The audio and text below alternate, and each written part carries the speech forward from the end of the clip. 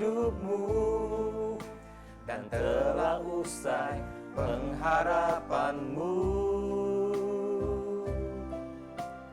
Kau berkata, habis sudah, tapi tenanglah, Tuhan masih bekerja. Di saat tiada harapan, tak terbuka jalan, yakinlah Tuhan masih bekerja. Di tengah badai menerpa, masalah melanda, percayalah Tuhan masih bekerja. Tiada yang mustahil bagi Allah,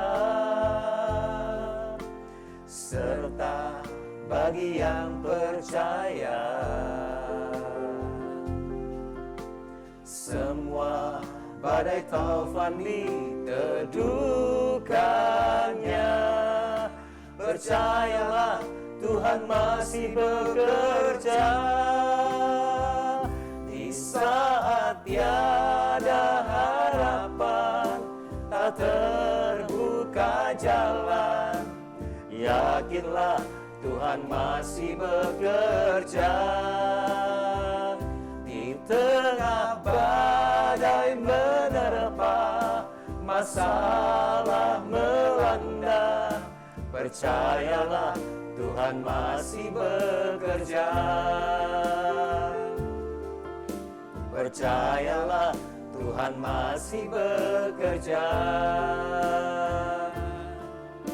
Percayalah Tuhan masih bekerja.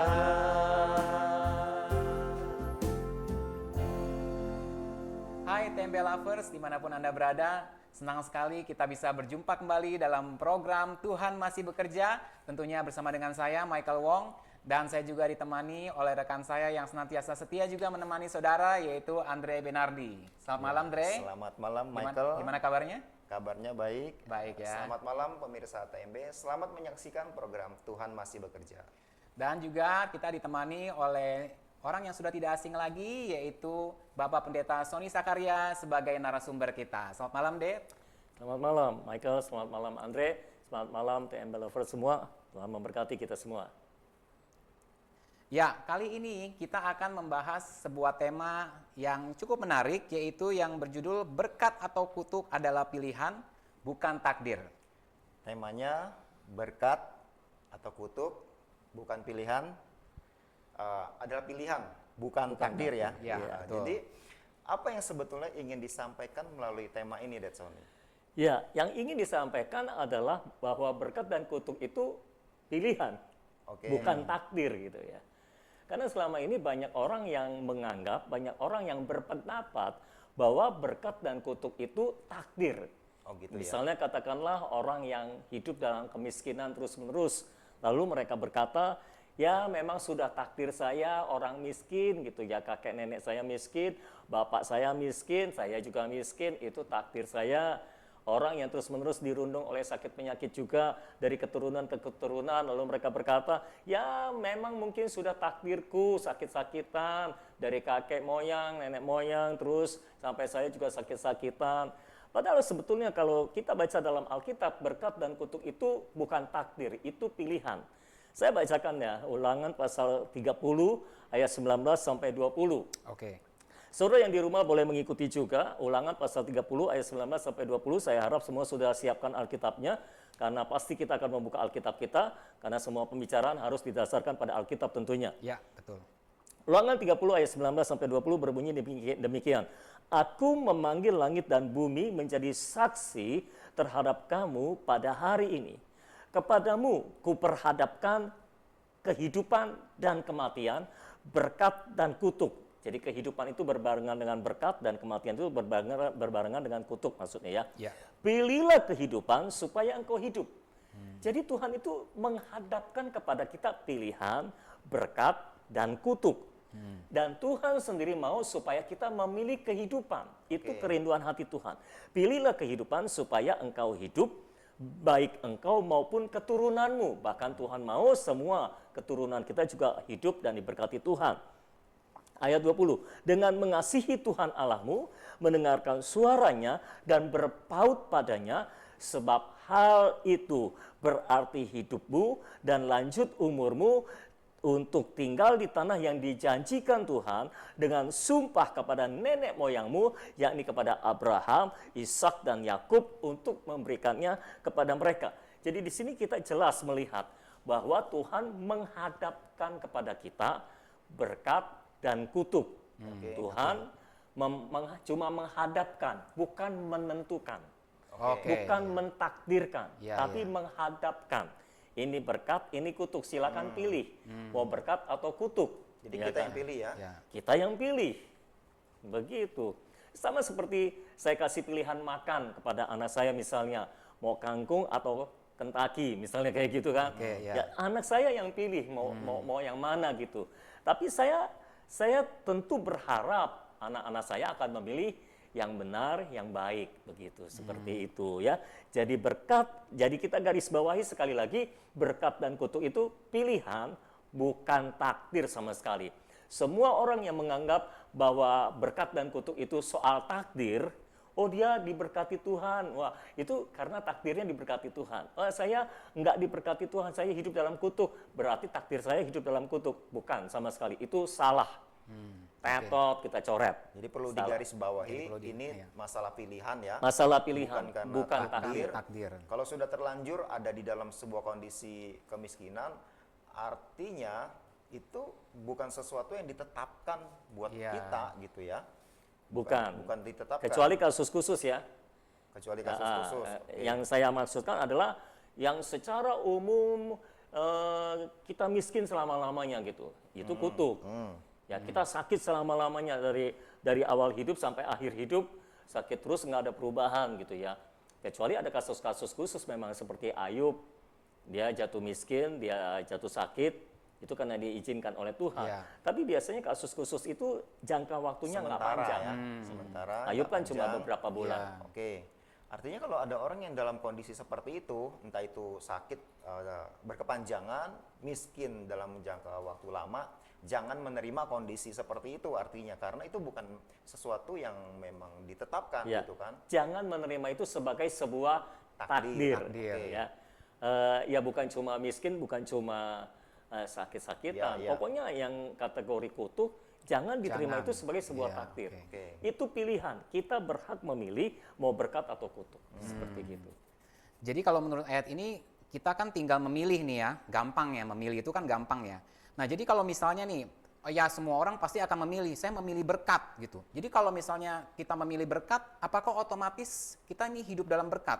Atau kalau kita memilih kutuk, otomatis hidup dalam kutuk? Apakah ada sistem otomatis seperti itu? Tinggal milih gitu ya? Iya, tinggal milih doang, selesai. Ya, enggak begitu ya. Memilih belum tentu gampang juga, kadang-kadang susah. Kalau memilih gampang, semua orang akan memilih yang benar. Ya kan? Tapi kan banyak orang memilih yang salah ya gitu. Kayak dikasih makanan sehat, makanan bergizi dengan makanan junk food, makanan yang tidak sehat. Kan banyakkan orang memilih yang tidak sehat, yang penting enak kan begitu ya. Jadi nggak langsung seperti itu ya, karena sebetulnya berkat dan kutuk ini bukan sebuah sebab, ini sebuah akibat. Jadi berkat dan kutuk itu bukan pilihannya sendiri, ini sebuah akibat dari kita memilih sesuatu. Bukan sebab. Maksudnya tuh, kita apa ya? Kita memilih berkat. Kita memilih berkat itu sebabnya kita diberkati gitu. Oh, bukan begitu ya? Bukan begitu. Berkat dan kutuk itu sebuah akibat. Bukan sebuah sebab.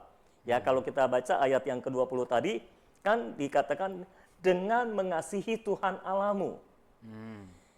Jadi pilihannya sebetulnya mengasihi Tuhan Allahmu, mendengarkan suaranya dan berpaut kepadanya. Sebab hal itu berarti hidupmu dan lanjut umurmu. Jadi kalau kita memilih untuk mengasihi Tuhan dan melakukan semua perintahnya, begitu kira-kira kesimpulannya, maka otomatis, nah ini baru otomatis. Karena kita memilih yang benar, yaitu mengasihi Tuhan dan melakukan semua perintahnya, maka otomatis kita diberkati, kita hidup dalam berkat.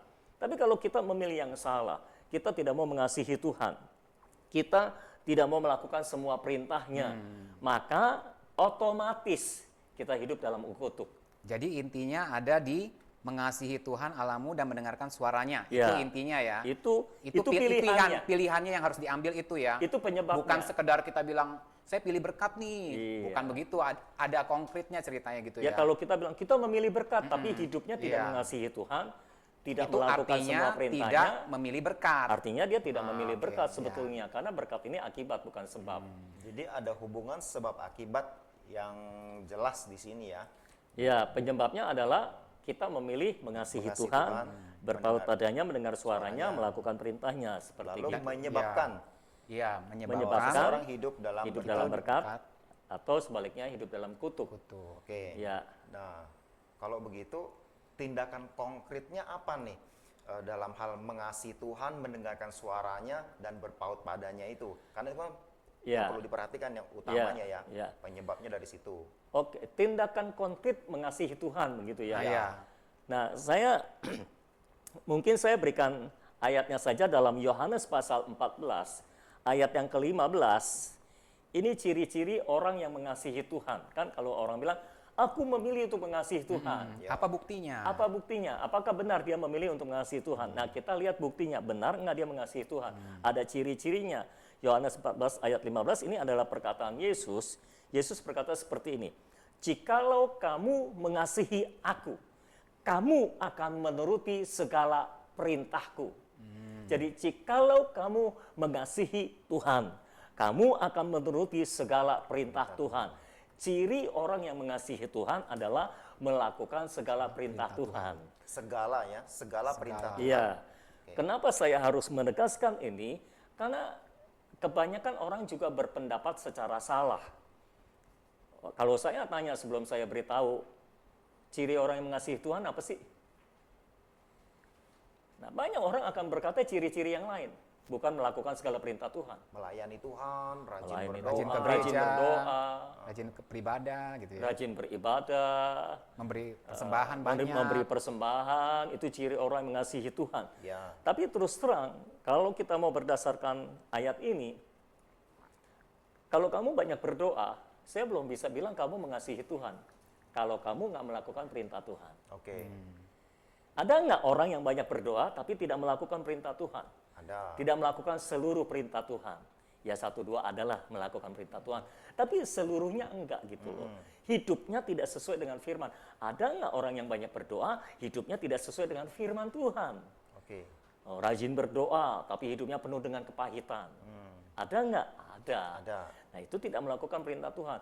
Saya belum bisa mengatakan bahwa seseorang itu mengasihi Tuhan kalau dia cuma rajin berdoa, kalau dia cuma rajin beribadah, bahkan kalaupun dia rajin pelayanan. Ciri yang harus kelihatan dari seorang yang mengasihi Tuhan adalah dia melakukan segala perintah Tuhan. Dia melakukan seluruh perintah Tuhan. Jadi seluruh perintah Tuhan itu makanan buat dia. Oke. Itu yang harus dilakukan. Orang yang mengasihi Tuhan punya konsep pikir, aku harus melakukan kehendak Tuhan, aku harus melakukan perintah Tuhan. Itu orang yang mengasihi Tuhan. Kalau cuma berdoa-berdoa tapi tidak melakukan perintah Tuhan, itu orang belum mengasihi Tuhan. Mungkin dia cuma rajin berdoa, tapi tidak melakukan perintah Tuhan, artinya belum mengasihi Tuhan. Karena orang berdoa pun ada banyak penyebabnya ya. Iya. Ada banyak motivasinya. Iya. Ada suatu kebutuhan misalnya. Bisa saja karena dia punya kebutuhan dia berdoa. Ya banyak berdoa artinya banyak masalah gitu kan. Atau banyak kebutuhan gitu kan. Jadi orang banyak berdoa belum tentu mengasihi Tuhan. Tapi orang yang mengasihi Tuhan pasti banyak berdoa. tentunya. Orang yang mengasihi Tuhan pasti banyak berdoa. Karena salah satu perintah Tuhan yang harus dilakukan adalah berdoa. Jadi Ya kan? kembali ke sikap hatinya ketika seseorang berdoa ya. Apa karena dia berdoa karena punya kebutuhan atau karena Ya. dia mengasihi Mengasihi Tuhan. Tuhan. Sama halnya dengan pada saat seseorang melayani Tuhan. Ya. Dia melakukan berbagai aktivitas pelayanan itu dasarnya apa? Dia mengasihi Tuhan atau karena memang Iya. hal yang lain seperti Iya, itu. ada nggak orang yang pelayanan tapi tidak mengasihi Tuhan? Ada juga. Ada, ya kan? Iya, iya. Ada nggak orang yang rajin ibadah tapi tidak mengasihi Tuhan? Ada. Jadi Jadi konsep mengasihi Tuhannya mesti Mesti jelas ini. diperjelas Ah. lagi ya. Makanya harus dipertegas. Ciri orang yang mengasihi Tuhan yang paling harus dipegang adalah dia melakukan segala perintah Tuhan. Oke.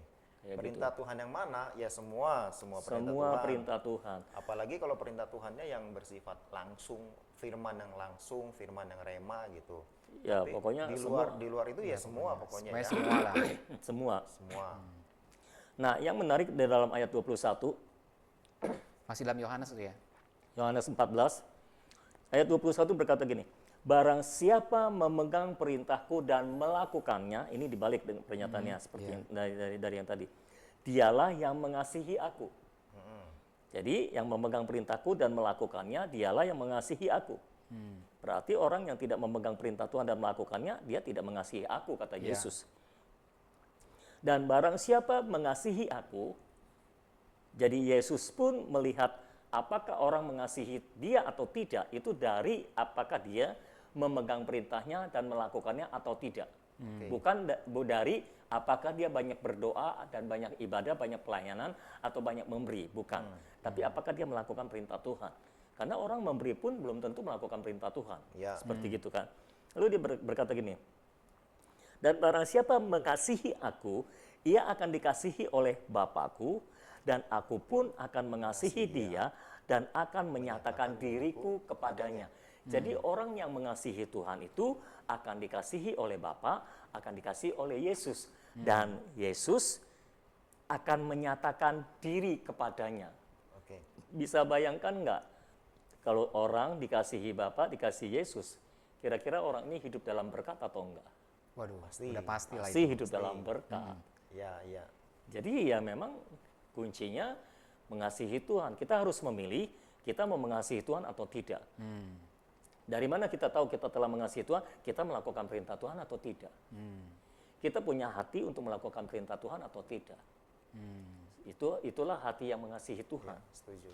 Ya, Berarti jelas ya, kalau kita udah jadi orang percaya, berarti tidak secara otomatis ya, kita akan hidup dalam berkat. Kita harus memilih berarti ya, apakah kita mau hidup dalam berkat atau kutuk, yaitu dengan mengasihi Ya. Tuhan. Nah, kenapa tuh kita kenapa tuh Tuhan tuh kayak memberikan kita tuh, suruh milih gitu. Kenapa suruh milih? Kenapa nggak Tuhan sendiri yang tentuin? Karena tidak terjadi secara otomatis nih. Waktu Ya, kita jadi orang percaya, ada satu hal lagi, kita ada pilihan yang dihadapkan ya. ya. Karena begini, karena kan orang ketika kita lahir baru, kita menjadi percaya kita lahir baru kan. Iya. Kita disebut ciptaan Baru. baru. Nah, kalau ada ciptaan baru berarti kan ada ciptaan lama. Iya. Maksudnya ciptaan lama itu siapa? Adam. Ciptaan pertama, Kita ciptaan keturunan mula-mula. Kita keturunan Adam ya. Ya, ini kan ciptaan mula-mula. Ciptaan mula-mula gagal kan? Iya. Ketika kita lahir baru, karena ada Adam kedua, Yesus Kristus, maka kita menjadi ciptaan baru. Iya. Bukan ciptaan keturunan Adam ini. Oke. Ciptaan yang berbeda, ciptaan yang baru, ciptaan yang beda dengan Adam, ciptaan mula-mula. Tapi prinsipnya sama. Waktu Adam diciptakan, dia ditaruh di Taman Eden. Mau tanya, Taman Eden hidup dalam berkat atau kutuk? Berkat. Berkat, ya kan? Dia sudah ditempatkan hidup di dalam berkat di Taman Eden. Tapi kan Tuhan menciptakan manusia itu seperti gambar dan rupa dirinya, otomatis harus ada kehendak bebas di dalam dirinya. Oke. Manusia nggak diciptakan sebagai robot, Ya. jadi ada kehendak bebas. Nah, untuk memberi ruang untuk kehendak bebas yang ini bekerja, untuk membuktikan bahwa Tuhan menciptakan manusia dengan kehendak bebas, ditaruhlah pohon pengetahuan yang baik dan jahat. Oke. Untuk apa? Supaya ada pilihan. Ya kan? Supaya manusia itu yang diciptakan dalam berkat bisa memilih mau terus hidup dalam berkat atau hidup dalam kutuk, mau berubah gitu. Ditaruhlah pohon pengetahuan. Tuhan berkata, jangan makan pohon ini. Pohon yang lain boleh. Pohon yang ini jangan, ya kan? Kalau engkau makan, engkau akan mati. Nah, Oke. artinya dia memilih kematian. Oke. Iya. Karena tidak mengikuti perintah Tuhan. Perintah Tuhannya adalah jangan makan. Kalau dia makan artinya dia memilih untuk mati, memilih untuk hidup dalam kutuk. kalau dia makan, ya kan? Karena dia melanggar perintah Tuhan, artinya dia tidak mengasihi Tuhan. Ciptaan baru sama. Ketika kita lahir baru, diciptakan baru, kita hidup dalam berkat nggak? Iya. Kita hidup dalam berkat, kita ciptaan baru. Pasti kalau pernah ngalami lahir baru kan, pasti tahu ketika kita lahir baru itu, dunia rasanya indah gitu kan. Ya. Hidup rasanya berbunga-bunga gitu kan. Wah, kemana-mana rasanya seperti ada di taman bunga gitu kan. Itu kita seperti ada di Taman Eden tuh. Kita hidup dalam berkat. Tetapi tetap ada kehendak bebas. Makanya Tuhan tetap memberikan pilihan. Kamu mau terus hidup dalam berkat atau mau berubah. Kayak gitu. Sejak awal sudah dikondisikan ada pilihan ya sejak zaman Adam ya. Ada pilihan untuk membuktikan bahwa manusia memang diciptakan serupa dan segambar dengan Allah. Makanya ada kehendak bebas. Dan menarik juga samanya adalah diposisikan awalnya itu dalam berkat ya, waktu Selalu diposisikan dalam dia berkat. Jadi awalnya ya sudah dalam berkat. Itu kerinduan hati Iya, Tuhan. Bahwa kita hidup dalam berkat, selalu seperti itu. Ketika sudah hidup dalam berkat, seiring berjalan waktu, pilihan itu tetap diberikan kepada kita gitu. Iya. Mau terus atau mau berubah pilihannya. Ya, kita mau mengikuti jejak Adam pertama atau jejak Adam kedua, Yesus Kristus. Mau tetap mengasihi Tuhan atau berpaling begitu ya. Iya, kalau jejak Adam pertama kan gagal melakukan perintah Tuhan. Iya. Adam kedua kan berhasil melakukan perintah Tuhan, bahkan sampai mati di kayu salib Iya. Ya. demi melakukan perintah Tuhan.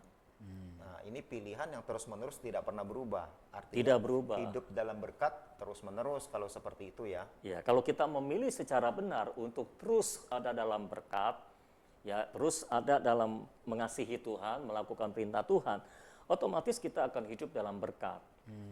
Ini masalah pilihan berarti sangat penting Iya. sekali gitu. Oh ya, penting. Soalnya ya pilihan itu setiap hari harus kita ambil Nah, pilihannya. setiap hari, Ya setiap kan waktu. besok saya harus memilih Iya. untuk mengasihi Tuhan. Besok juga saya harus memilih untuk mengasihi Tuhan. Jadi harus terus-menerus nih memilihnya.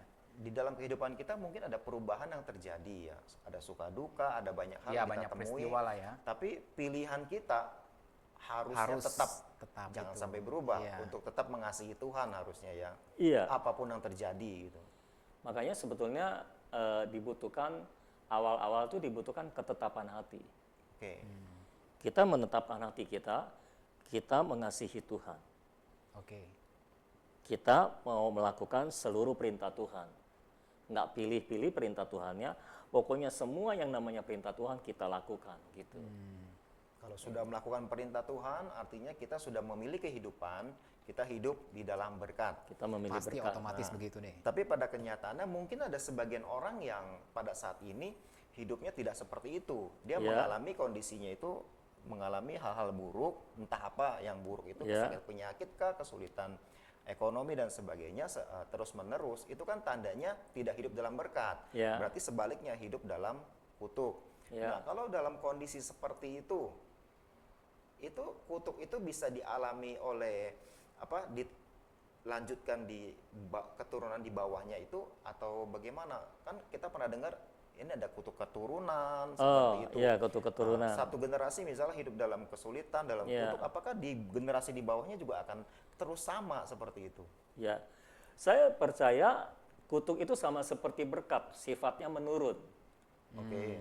Jadi Diwariskan ya. kalau orang hidup dalam berkat, anaknya akan Diberkati juga. kecipratan, Oke. hidup dalam berkat. Dan selama anaknya memilih yang sama dengan bapaknya, maka dia akan hidup dalam berkat juga, Iya, Memilih mengasihi Tuhan seperti bapaknya. bapaknya. Makanya kan kalau kita baca di Alkitab itu, kalau Tuhan bicara dengan anak-anak Daud, misalnya dengan Salomo, kalau engkau hidup sama seperti ayahmu, Ya. Ya. aku akan memberkati engkau dan anak cucumu gitu. Begitu. Tapi secara kalau dia belum waktunya untuk memilih, dia tetap akan hidup dalam berkat bapaknya. Oh. Seperti Oke. gitu. Ada masa-masa memang belum bisa memilih Belum bisa ya. memilih kalau dia masih anak-anak Dia kan. tinggal terima apa yang menjadi iya. porsi bapaknya itu. Ya, akan tiba waktunya bagi dia untuk memilih sendiri jalan kehidupannya. Iya, iya. Nah, di saat itulah dia akan memutuskan apakah dia terus terikat dengan berkat bapaknya atau memutuskan diri dengan berkat bapaknya dan akhirnya hidup dalam kutuk.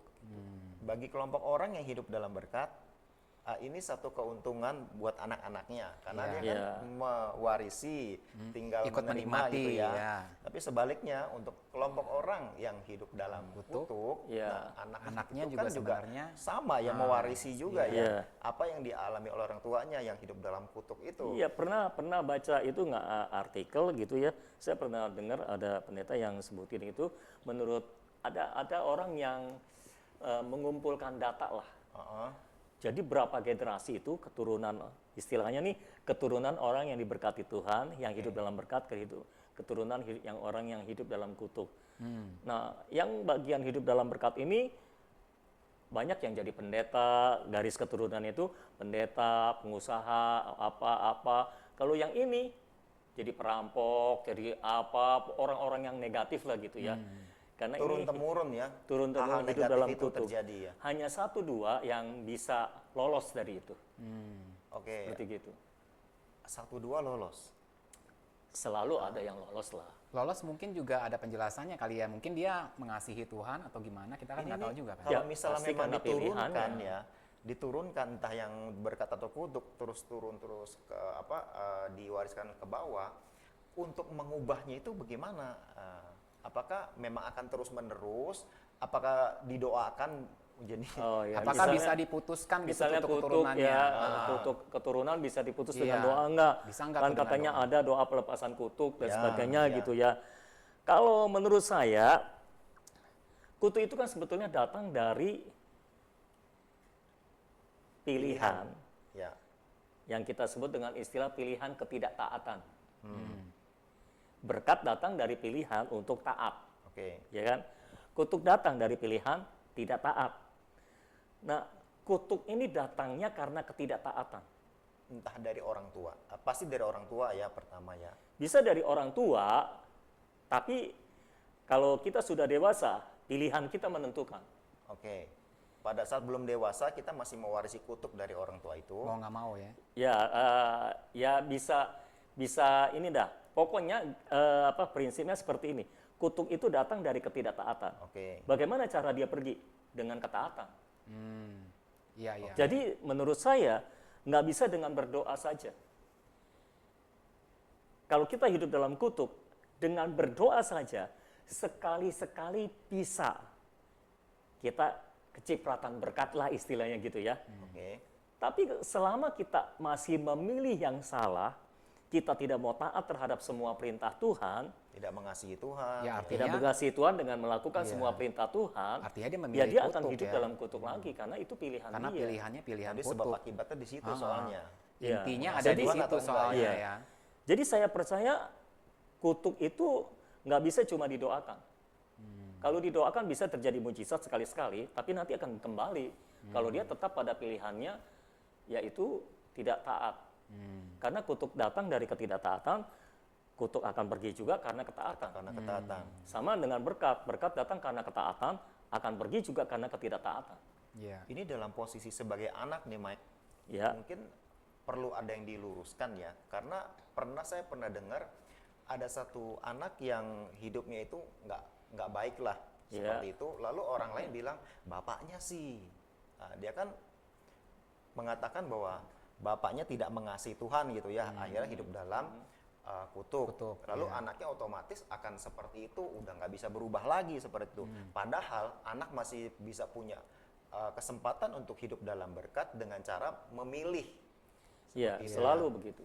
Nah, jadi nggak benar kalau kita itu pasrah, ya orang tua udah hidup dalam kutuk, Ya. ya anak terima aja takdirnya seperti itu. seperti Karena saya itu bilang bukan takdir. tadi. Bukan. Seperti saya bilang tadi, jangan terima itu sebagai sebuah takdir. Iya, iya. Bisa dirubah saja, ya. Bisa dirubah. bisa saja kita hidup dalam kutuk, kita tidak hidup dalam berkat karena ketidaktaatan orang tua kita. Ya, Ya, tapi kita bisa mengubah takdir itu. karena kita diberikan hak untuk memilih. Memilih, kita punya kehendak bebas untuk memilih.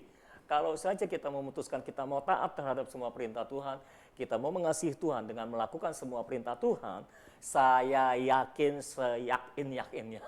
Ya, bahwa kita bisa bebas dari kutuk keturunan. Oke. Jadi kutuk itu keturunan caranya itu tuh. bisa dilepaskan kalau kita mengambil keputusan bulat untuk mengasihi Tuhan, untuk mentaati Tuhan. Bukan cuma sekedar didoakan. Ya, jadi Kalau didoakan tapi tidak ngambil keputusan sama saja. sama aja ya. Jadi pemirsa TMB bisa memahami dengan baik tentang Ya. kutuk ini ya. Karena bisa saja terjadi dalam kehidupan orang di sekitar kita juga bisa memberikan kebenaran ini ya. Atau orang tuanya hidup dalam kutuk, tapi saudara sebagai anak tidak mau lagi hidup dalam kutuk, saudara sekarang udah tahu jawabannya. Caranya itu ya. Nah, mungkin saya harus menekankan juga betapa, kalau mengingat prinsip itu, betapa pentingnya kita yang sudah jadi orang tua. Iya. Jadi bagi iya, betul. semua orang tua yang melihat tayangan ini, saya berpesan sama saudara, kalau saudara hidupnya tidak benar, saudara tidak hidup dalam ketaatan, anakmu yang akan sengsara. Iya. Iya. Keturunanmu yang akan menanggung ketidaktaatanmu itu loh. Itu anakmu jadi susah hidupnya Iya. gitu loh. Jadi ada banyak pengalaman-pengalaman yang nggak enak buat anak kita itu. Ya. Kalau orang tuanya taat, hidup dalam ketaatan, anaknya nakal, katakanlah gitu. Kan ada Oke, kan iya, gitu iya. kan. Orang yang orang tuanya taat, tapi anaknya nakal.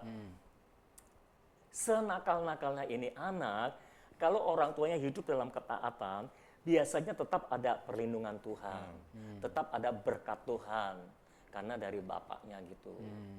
Ya, dan sekali waktu anaknya juga bisa berubah seperti itu. Iya, iya. Oke. Jadi tapi orang tua penting untuk hidup dalam ketaatan. Iya. Karena Kalau bisa belum mau tahu mempengaruhi jangan, ke anaknya juga. kalau belum mau taat jangan jadi orang tua dulu deh. Iya. Udahlah membujang selamanya lah, nggak usah punya anak gitu. Nanti kalau sudah mau taat baru jadi orang tua. Kayak gitu dah. Iya. Mending gitu deh untuk menyelamatkan generasi berikutnya. Iya. Ya, itu yang di sini yang belum berkeluarga, ingat-ingat itu pesan dari Pesan sponsor ya. Ya. Pokoknya siapapun yang belum merit, kalau belum mau taat jangan merit lah. Membujang aja selamanya kalau nggak mau taat.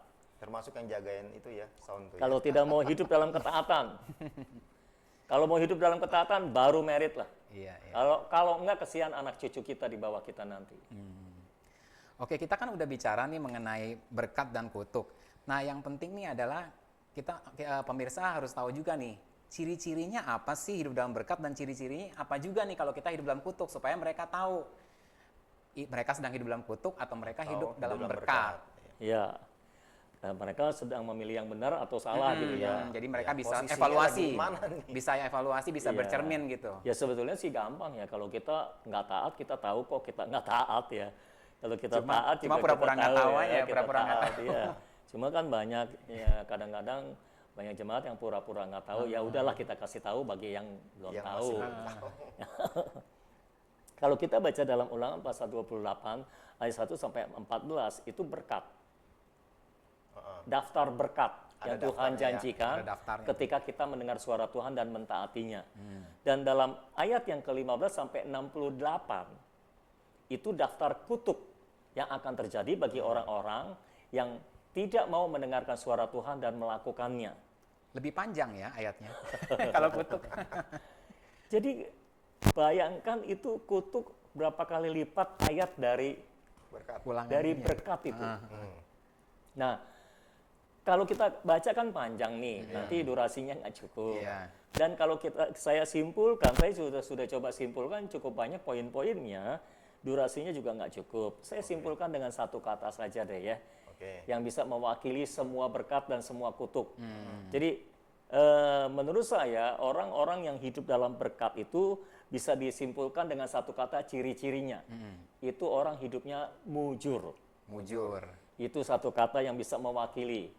Dan orang yang hidup dalam kutuk, satu kata yang bisa mewakili ciri-cirinya, malang. Oke. Hidup dalam kemalangan. Tapi orang mujur kan kadang-kadang bisa sekali-kali malang juga nih. Ya, Apalagi dan orang Malang juga orang bisa Malang. sekali-sekali mujur. Sekali-kali mujur. Oke. Ini bukan kota Malang ya. Ada orang Malang tuh di situ. Iya, bisa. Orang mujur bisa malang nggak? Bisa. Heeh. Tapi malangnya orang mujur itu tetap mujur.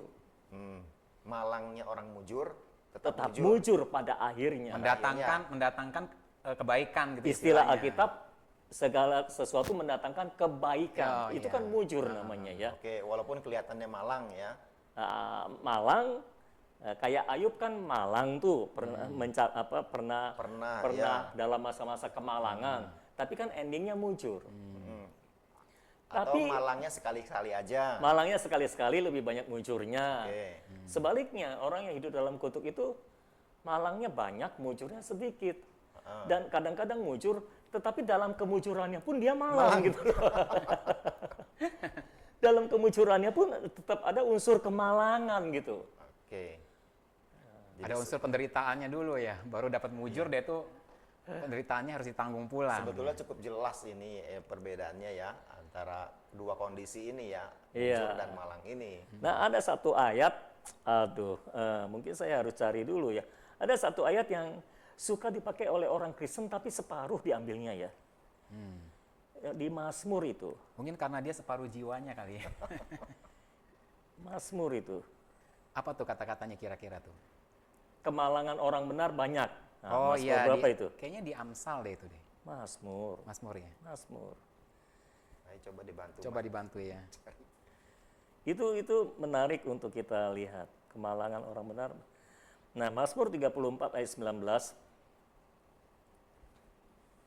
Udah ketemu, Mike. Mazmur 34 ayat Iya. 19, saya sudah ketemu. Kemalangan orang benar. Kemalangan orang benar banyak. Nah, seringkali cuma diambil itunya. Oh. Oh, kita kalau jadi orang benar tuh akan banyak kemalangan gitu. Oh. Nah, itu baru separuh ayat. Oke. Selengkapnya adalah Ayat selengkapnya adalah kemalangan orang benar banyak, tetapi Tuhan melepaskan dia dari semuanya itu. Ini yang saya tadi pakai istilah dalam kemalangannya pun ada kemujuran pada akhirnya gitu. Oke. Tapi kata banyak itu nggak enak juga ya. Dan lanjut lagi dong, ia melindungi segala tulangnya, tidak satu pun yang patah. Jadi mungkin bisa jatuh, tapi tulangnya dilindungi supaya nggak patah. Itu mujur itu. Tapi ayat 21, Ketabrak mobil tapi tulangnya nggak patah. iya, kan suka ada yang ngomong kan, aduh aku ketabrak mobil, untung tulangnya nggak ada yang patah. Nah itu mujur itu. Itu mujur itu. Nah ayat 21-nya berkata, kemalangan akan mematikan orang fasik. Nah, ini dia. Jadi Beda kemalangan itu Buat bisa menghidupkan orang benar, bisa mematikan orang tapi fasik. kemalangan akan mematikan orang fasik. Iya. Itu yang dikatakan tadi Dalam kemujuran pun Ada kemalangan. ada kemalangan dan yang tadi dalam kemalangan pun tambah malang lagi karena mematikan loh.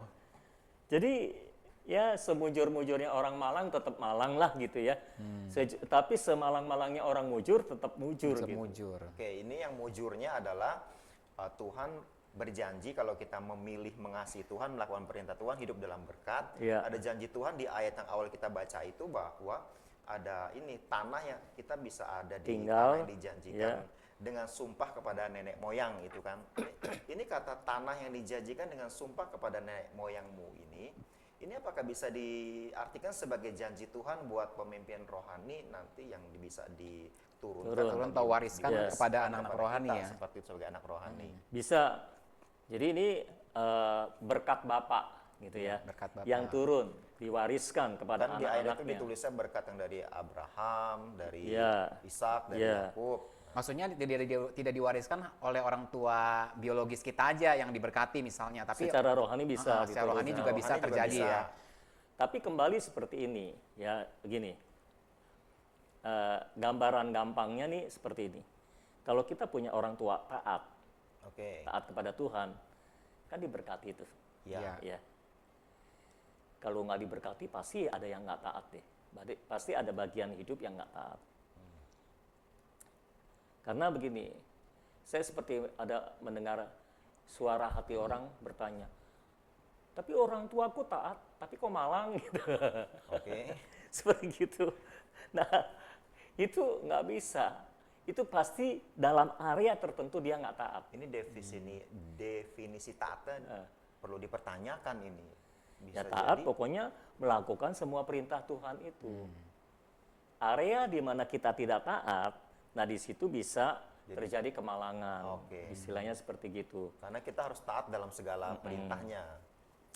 kita kalau punya bapak taat, kita hidup dalam berkat ya sebagai anak dong. Itu kan berkat warisan namanya. Jadi kita hidup dalam berkat itu bukan karena pilihan kita dulu tuh. Awalnya begitu Karena ya. keturunan, ya kan? Diturunkan. Tetapi dalam perjalanannya kemudian pilihan kita akan menentukan apakah kita tetap ada dalam berkat atau keluar dari berkat. Ya kan? Iya. Jadi berkat Bapak bisa diterima nggak? Bisa. Tapi pilihan kita yang paling menentukan pada akhirnya. Kalaupun kita menerima warisan berkat dari Bapak kita yang taat, tapi kalau kita tidak taat, akhirnya kita akan putus dari berkat. Berarti Mike, Berarti sifatnya artinya permanen apa enggak nih Nah, kalau iya. Berarti sifatnya nggak permanen dong ya. permanen ya? Tergantung pilihannya permanen atau enggak. Berarti masih bisa hilang Taatnya ya? permanen atau enggak. Kalau taatnya nggak permanen ya enggak dong. Oke, jadi berkatnya Mike, kalau misalnya anaknya itu ketaatannya akhirnya berubah, Ya berarti hilang. Mengurangi. bahkan bisa hilang ya? Bisa hilang. Bisa Kalau hilang. dia sampai benar-benar nggak Kalau taat. kita hitung dalam katakanlah dalam persentase lah ya. Kita hitung dalam persentase lah gitu ya. Kita taatnya 90%, hidup dalam berkatnya 90%, katakanlah begitu ya. Oke. Ini cuma gambaran aja, nggak persis.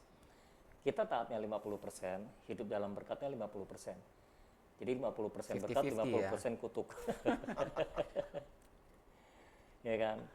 Nah, ketika kita terima warisan berkat dari Bapak kita terima 100% nih ya. Tapi kitanya gimana pilihan hidupnya? Oke. Pilihan hidup kita, kalau kita tidak taat, ini mengurangi. Oke. Mengurangi kadar berkat, mengurangi intensitas berkat, mengurangi kapasitas berkat. Tapi kadang-kadang tergantung persentase dia juga. Kalau masih ada taat-taatnya, ya masih ada persentase berkatnya lah gitu ya. Jadi mungkin bisa digambarkan dengan persentase seperti itu ya. Mungkin yang paling gampang katakanlah dalam sebuah keluarga. Kalau suaminya taat, Iya, jadi sebagian gitu. 100%, tapi istrinya nggak taat, ya kan? Ya, ada yang seperti itu. Jadi suaminya mengundang berkat dengan ketaatan, istrinya mengundang kutuk dengan ketidaktaatan. Atau sebaliknya, istrinya taat, suaminya tidak taat. Istrinya mengundang berkat, suaminya mengundang kutuk. Jadi dalam rumah itu kadang berkat, kadang kutuk yang terjadi. Kalau misalnya orang tuanya nggak taat, tapi anaknya malah yang taat, itu gimana? Tetap bisa ada berkatnya. Hanya jauh lebih baik kalau orang tuanya yang taat. Karena ini kepala kan, khususnya suami ya. Kalau suaminya taat, ini berkatnya bisa mengayomi seluruh keluarga. Seluruhnya ya. Iya. Perlindungan Tuhannya juga bisa mengayomi seluruh keluarga karena ketaatan suaminya. Jadi, Karena Mike, Tuhan memperhatikan orang taat. Bisa berkurang, bahkan bisa hilang, Ya. tapi bisa dijaga juga ya. Iya bisa. Tergantung pilihan. Tergantung Berarti pilihan. harus tetap memilih yang tadi itu, yang Iya. tiap hari harus memilih untuk mengasihi Tuhan, mengikuti semua perintahnya gitu. Memiliki ketetapan hati itu penting. Berarti harus bertekad kuat. Kalau ya. kita sudah memiliki ketetapan hati, saya mengasihi Tuhan. Saya mau melakukan semua perintah Tuhan. Nah, itu akan menolong kita dalam pilihan setiap harinya. Iya, iya. Tapi ada yang bilang itu kalau melakukan perintah Tuhan itu berat. Sebetulnya berat apa enggak sih kalau melakukan perintah Tuhan? Ya, sebetulnya perintah Tuhannya sendiri bukan berat atau ringan, itu tergantung ya. Kalau kita baca dalam 1 Yohanes pasal 5 ayat yang ketiga, 1 Yohanes pasal 5 ayat 3 berkata gini, sebab inilah kasih kepada Allah, yaitu bahwa kita menuruti perintah-perintahnya. Ya. Perintah-perintahnya itu tidak berat. Jadi perintahnya mah tidak berat. Yang bikin berat karena kita tidak mau melakukannya. Oke, karena tidak mau Karena ya. tidak mau jadi berat. Misalnya, saya suruh Andre, tolong ambilin tas saya misalnya, ke atas. Itu Terus saya suruh itu kan Michael nggak berat juga. ya, nggak berat itu ya perintahnya. Buat saya nggak berat. Akan jadi berat kalau dia memang nggak mau melakukannya. Ya kan? Tapi kalau dia misalnya orangnya taat aja deh, diperintah apa aja, nurut gitu kan. Buat dia nggak bakal berat. malah senang gitu kan. Malah senang tuh. Malah senang. Melakukan perintah. Iya, melakukan orang kita mengasihi kok. Nah, kasih itu ya, manifestasi kasih itu, kalau manifestasi kasih ke atas, kita mengasihi orang yang di atas. Itu manifestasinya itu hormat, tunduk, taat. Hormat, tunduk, taat. Makanya Efesus 5 kan berkata, para istri harus menghormati suaminya, tunduk dan taat pada suaminya, itu kasih ke atas. Kalau kasih ke bawah, dari suami ke istri, atau dari Tuhan ke jemaat, itu dalam bentuk kasih sayang, pengayoman, dan pemeliharaan. Nah ini menarik ini, karena ada dua posisi nih Mike. Manifestasi kasihnya Atas- beda. atas Makanya ke bawah sama bawah ke atas nih beda. iya, makanya kan kadang-kadang suami istri kalau ribut nggak mengerti gitu loh. Ini penting ya. Mengapa istri harus menghormati suaminya? Itu manifestasi kasih. Kalau istri nggak bisa menghormati suaminya, artinya dia tidak mengasihi suaminya gitu. Karena manifestasi kasih ke atas itu menghormati, tunduk, taat. Manifestasi ke bawah itu sayang. Iya, iya. Sayang, mengayomi, merawat, memelihara. Oke. Berarti memang intinya adalah kalau kita mengasihi Tuhan, sebenarnya perintah-perintahnya itu tidak akan Tidak berat bagi berat, kita. tidak berat. Tidak akan berat bagi kita, dan bahkan ditambah Tuhan bilang memang perintah-perintahku udah nggak berat gitu. Memang tidak berat. Memang Justru kalau ada perintah itu kita melihatnya sebagai Kita suatu senang. kesempatan Iya, untuk bisa mewujudkan atau Iya. menunjukkan bahwa kita kasih, mengasihi, nah, bahwa kepada kita kita mengasihi merasa dia. dapat kehormatan Iya, gitu iya, lah, iya. ya kan? Iya. Apalagi ada tugas khusus. Iya. Wah, kita merasa dapat kehormatan dari orang yang kita kasihi gitu. Jadi kembali lagi kepada inti yang semula ya, mengasihi Tuhan Alamu. Udah Mengasihi. gitulah ya. Mengasihi. Kalau kita mengasihi dia, mau diperintahin apa juga udah pasti kita jalan gitu, Iya. ya kan? Dan sebetulnya kalau kita baca kembali dalam perikop kita tadi, Ulangan 30, dalam ayat 11 sampai 14 itu berbunyi begini juga. Sebab perintah ini yang kusampaikan kepadamu pada hari ini tidaklah terlalu sukar bagimu dan tidak pula terlalu jauh. Jadi tidak terlalu sukar dan tidak terlalu jauh, gitu ya. Tidak di langit tempatnya sehingga engkau berkata, siapakah yang akan naik ke langit untuk mengambil yang bagi kita dan memperdengarkannya kepada kita, supaya kita melakukannya. Juga tidak di seberang laut tempatnya, sehingga engkau berkata, siapakah yang akan menyeberang ke seberang laut untuk mengambilnya bagi kita dan memperdengarkannya kepada kita, supaya kita melakukannya. Tetapi firman ini sangat dekat kepadamu, yakni di dalam mulutmu dan di dalam hatimu untuk dilakukan. Jadi Tuhan itu menaruh firman itu di mulut kita, di hati kita, supaya gampang dilakukan. Bukan sesuatu yang berat, Bukan sesuatu yang bukan berat, sesuatu yang sukar pula. bukan terlalu sukar, bukan terlalu jauh. Apalagi kalau kita mengasihi Tuhan, udah pasti itu gampangnya, gampang sekali harusnya. Bagi orang yang mengasihi Tuhan, perintah Tuhan tidak terlalu sukar, tidak terlalu jauh, dan tidak terlalu berat. Dan saya sekali lagi perlu menggarisbawahi ketika ada perintah, justru ini sebagai satu kesempatan untuk mengungkapkan kasih kepada Iya. Tuhan gitu loh, bukan sesuatu yang tidak enak, Iya, malah, tapi malah satu kesempatan. Iya. Karena tadi kuncinya Mike, kalau kita mengasihi Tuhan, kita mau melakukan Perintah. perintahnya. Iya. Justru kita kalau menganggap ini sebagai satu kesempatan untuk mengungkapkan kasih ketika ada perintah, itu kan jauh lebih baik Itu buat motivasi kita. yang benar, ya. Motivasinya seperti itu ya. Iya. Oke, mungkin pembahasan ini saya rasa sudah cukup lengkap ya, dengan Harusnya. ada sebab akibat, dasar-dasar yang jelas, contoh-contohnya. Mungkin kita mau dengar sekarang kesimpulannya yang Dad mau sampaikan melalui topik pada hari ini tentang Iya. berkat atau kutuk. dan kutuk itu bukan takdir, ya, Tapi tapi itu pilihan. adalah pilihan Tapi ya. pilihan. Kita mau dengar kesimpulannya. Ya.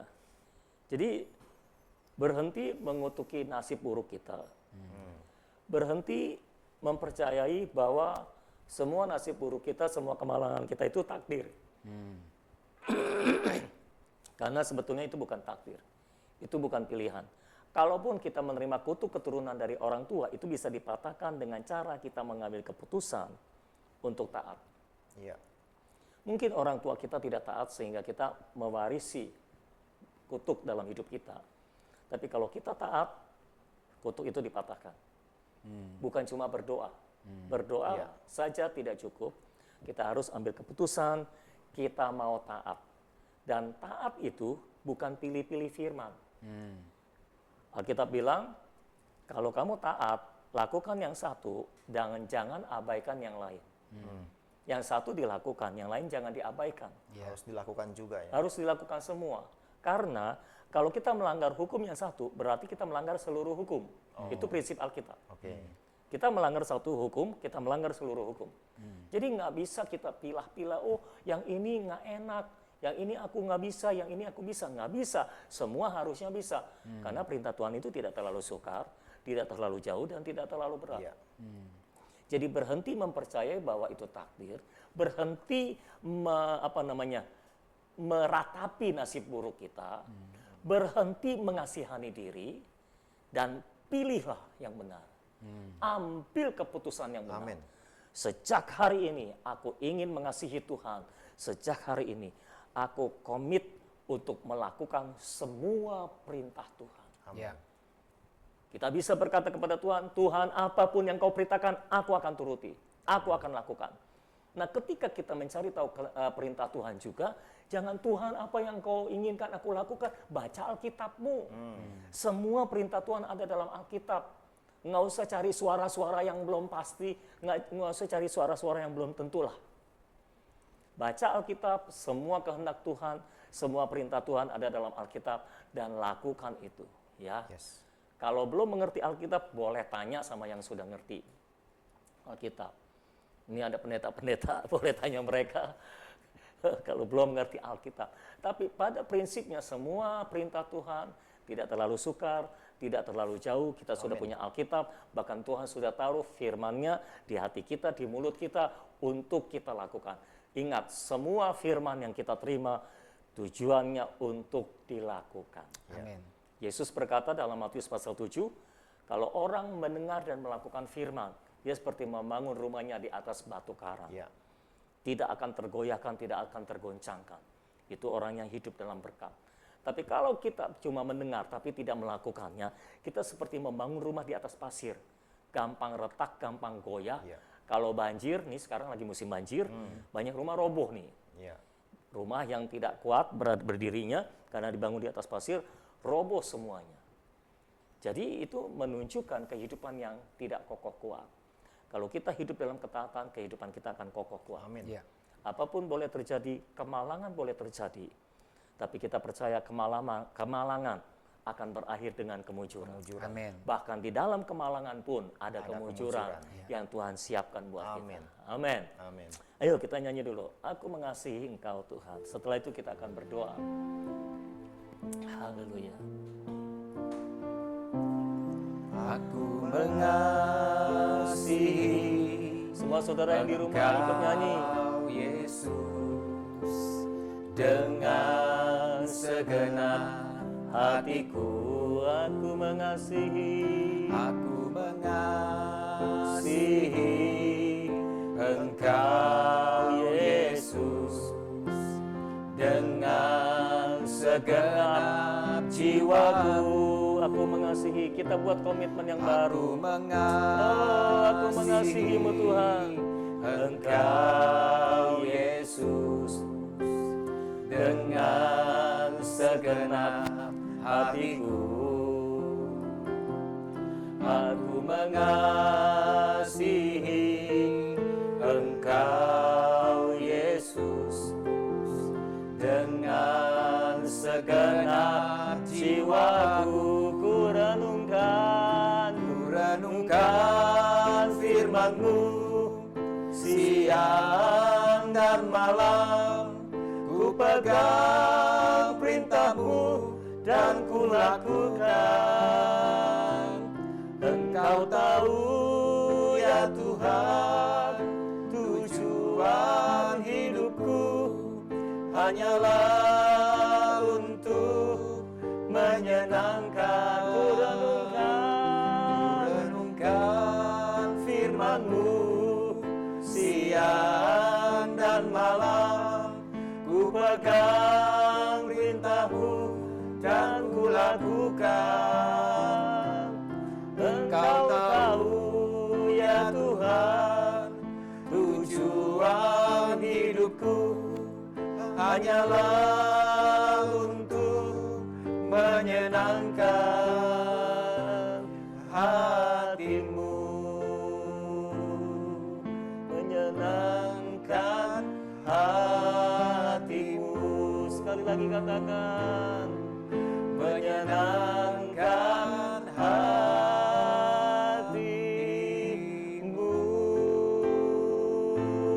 Amin, haleluya. Kami mengasihi-Mu Tuhan, kami mau lakukan semua perintah-Mu. Haleluya. Kami mengasihi-Mu. Bapa di surga, kami datang kepadamu Tuhan. Pada hari ini kami membawa hidup kami ke dalam tangan-Mu, dan kami membuat komitmen yang baru di hadapan Tuhan. Sejak hari ini dan sampai selama-lamanya, kami semua yang ada di sini, kami semua yang ada di rumah, ingin mengasihi Engkau dengan segenap hati kami, segenap jiwa kami, segenap pikiran kami, segenap hati kami Tuhan. Kami ingin mengasihi Engkau Tuhan. Dan kami tahu pada hari ini bahwa orang yang mengasihi-Mu adalah orang yang melakukan semua perintah-Mu Tuhan. Kami tidak lagi mau sekedar berdoa, tapi kami ingin melakukan semua perintah-Mu Tuhan. Apapun yang Kau perintahkan akan kami lakukan. Kami akan membaca firman-Mu, dan kami tahu firman-Mu, dan kami akan melakukan perintah-Mu Tuhan. Kami percaya firman-Mu tidak terlalu sukar bagi kami, firman-Mu tidak terlalu jauh bagi kami, firman-Mu tidak terlalu berat bagi kami. Tuhan, hamba berdoa sebagai hamba Tuhan pada hari ini. Oh, Engkau curahkan roh yang mengasihi Tuhan. Engkau curahkan roh ketaatan kepada kami Tuhan. Berikan hati yang baru, hati yang taat, hati yang mau dengar-dengaran, hati yang mau melakukan semua perintah Tuhan tanpa pandang bulu Tuhan. Semua roh ketidaktaatan, semua roh pemberontakan, kami tolak, kami ikat, kami hancurkan di dalam nama Yesus. Dan roh ketaatan tercurah dalam hidup kami. Roh yang mengasihi Tuhan tercurah dalam kehidupan kami. Terima kasih Bapa di dalam surga. Hamba berdoa, berkati kami semua, berkati kami semua yang ada di rumah, berkati semua pemirsa yang ada Tuhan, dengan berkat-Mu yang melimpah-limpah, dan tolong mereka untuk mengambil pilihan secara tepat, secara benar, yaitu mengasihi Tuhan dan melakukan semua perintah-Nya. Kami bersyukur buat firman-Mu pada hari ini. Biarlah firman itu termeterai kuat-kuat dalam hati dan hidup kami, dan kami melakukannya dalam keseharian kami. Demi nama Yesus kami berdoa dan kami mengucapkan syukur. Haleluya. Amin. Amin. Amin. Baik saudara, sebelum kita mengakhiri program ini, saya ingin mengingatkan kepada saudara yang sudah menyaksikan program ini untuk like videonya, kemudian share videonya ke media sosial, dan juga bagi saudara yang merasa diberkati melalui program ini, jangan lupa juga saudara untuk memberikan komentar, kesaksian, atau kalau ada pertanyaan ke kolom komentar atau ke hotline chat kami. Dan bagi saudara yang ingin membeli buku Tuhan Masih Bekerja atau ingin berlangganan Daily Bread, saudara bisa menghubungi hotline chat kami ya. Ketik saja ingin membeli buku TMB atau ingin berlangganan Daily Bread, dan saudara akan dikirimkan renungan setiap hari sebelum jam 6 pagi. Oke? Dan bagi saudara yang merasa diberkati, jangan lupa untuk selalu menyaksikan TMB dimanapun Anda berada ya. Dan bagi yang belum subscribe, saudara subscribe sekarang dan juga langsung klik tombol loncengnya supaya saudara bisa mendapatkan notifikasi setiap kali program TMB ditayangkan di YouTube atau ada program-program lainnya. Oke saudara, sekian dulu acara TMB pada episode malam ini. Kami bertiga pamit undur diri. Kita jumpa lagi Senin depan dalam program TMB dengan topik-topik yang lebih menarik dan pembahasan yang tentunya pastinya lebih seru lagi. Bersama dengan saya Michael Wong. Saya Andre Benardi. Saya Pendeta Sony Sakarya. Percayalah Tuhan masih bekerja. Percayalah Tuhan masih bekerja.